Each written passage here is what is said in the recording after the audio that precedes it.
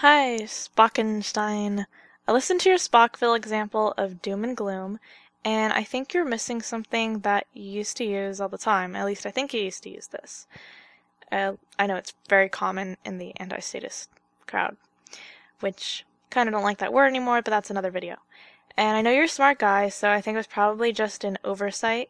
I know I tend to miss things when people attack me, too, because I get all dang mad, or maybe I'm just projecting on you.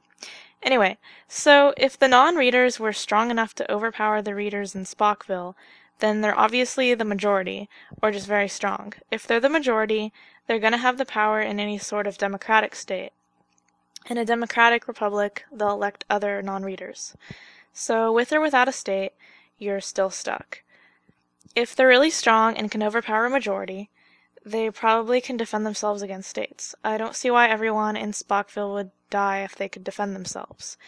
And if they couldn't defend themselves, they wouldn't have survived a state's attack before this rift between the readers and non-readers either. And I know that wasn't completely your argument, but I will be addressing more directly now. A state does not necessarily equal bigger, stronger army. So there's no need to force everyone to learn how to read, because it would just work out fine without the violence. Also, you're assuming the readers would be unable to defend themselves from the non-readers. In that case, it's better to encourage people to get guns. The whole "an armed society is a polite society," to reference all the studies showing less crime in areas with high gun ownership rates. We should also encourage non-violence in this society, because it wasn't the non-reading that killed the readers, it was the violence and the advocacy of violence. Hey Spock, and like you, I'm a consequentialist. The question that I like to ask is, do the means justify, the ends?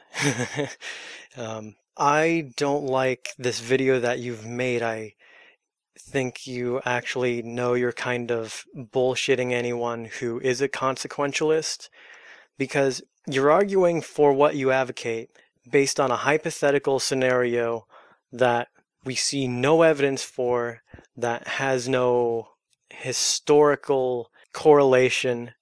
So I think that what you should have done is, if you wanted to advocate, whatever it is, contextual libertarianism, which is really weird since libertarianism is contextual itself, is if you were to argue for consequentialism, that is, idealism alone is not a justification for an action, but, what are the consequences of these actions, etc., etc. And I think that would have made a little more sense to most people, I think. And, then you can try and make your case for what you advocate.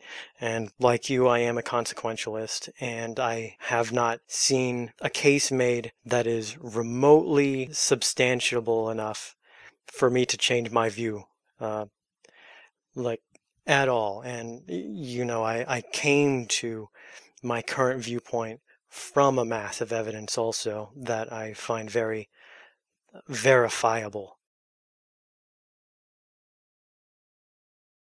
Good luck, Spock.